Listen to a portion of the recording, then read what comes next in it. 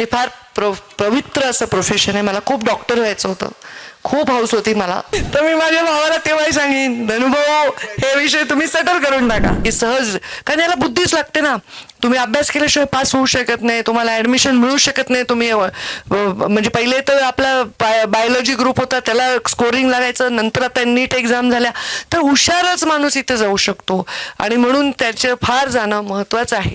आणि ते मी का सांगते, कारण मी जेव्हा आता पेशंट झाल्यावर मला डॉक्टरांची किंमत कळाली. तशी मला फार काही किंमत लागली नाही. धनुभाऊ म्हणले मला इंजेक्शन घ्यावं लागते. मला तर काही एक परळीच्या डॉक्टरचं एक इंजेक्शन पण मी घेतलेलं नाही. बरोबर आहे. आमच्या प्रीतमताई कधी कधी सलाईन घेतात, नाजूक आहेत त्या, त्यांना ऊन बिन लागला की सलाईन घेतात. धनुभाऊ तर घेतच राहतात सलाईन वगैरे. त्यांना फार आवड आहे इंजेक्शन, सलाईन. मी तर नेहमी म्हणते, अरे तुझ्या किती त्रास करून घेतो भाऊ.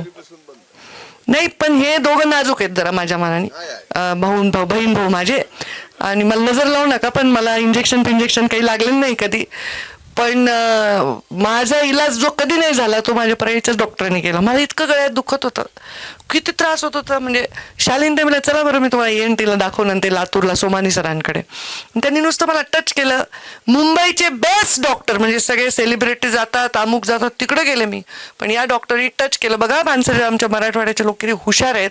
नुसतं टच केलं म्हणजे सलायव्हरी ग्लँडमध्ये स्टोन येत आहे.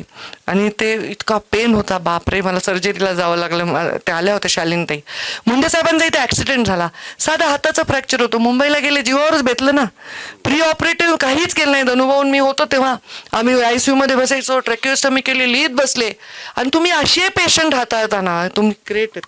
भारतातले डॉक्टर, भारतातले ड्रायव्हर आणि खेड्यातले डॉक्टर काही हाताळू शकतात. म्हणजे त्यांना काही नसतं, लाईट नाही, टॉर्च मध्ये तुम्ही किती वेळा सर्जरी करता. हे तुमच्या हातामध्ये जी जादू आहे ना, ती कशातच नाही आहे. तर ती जादू कृपा करून जो रिटायरमेंटच्या एजपर्यंत ते करा. साईड बाय साईड हे चालू द्या. आणि तुम्ही मुलंही डॉक्टर करतात पुन्हा, म्हणजे आम्हाला पुन्हा तुमच्याशी संबंध ठेवाच लागेल. आम्ही म्हातारे झाल्यावर, तुम्ही म्हातारे झाल्यावर ते पोरच पार्थकडे जावं लागेल मला. म्हणून मी खूप काळजी घेते त्याचं काय चाललंय तिकडे वगैरे. प्रत्येक गोष्टीत पुन्हा फुकटचे डॉक्टर पाहिजे ना आम्हाला. आता तर चांगली धडधाकट आहे, माझी गरज नाही पडली. पण भविष्यात ते फार पवित्र असं प्रोफेशन आहे. मला खूप डॉक्टर व्हायचं होतं, खूप हौस होती मला. पण मी झाले नाही, कारण अति तत्ववादी स्वभाव होता. मार्क कमी पडले म्हणून घेतले नाही ॲडमिशन. आणि मग आता प्रीतमताईला व्हावं लागलं. तिला व्हायचं होतं वकील, ते यशोताईला व्हावं लागलं. आणि असं ज्याला जे व्हायचं नसतं ते व्हावं लागतं. धनुभाऊ तुम्ही फार भाग्यवान आहात. तुम्हाला जे करायचं होतं तेच केलंय तुम्ही. राजकारणात यायचं होतं, राजकारणात आले. हा आम्ही उघे अडकलो इकडे. तर असं एकदम छान आहे.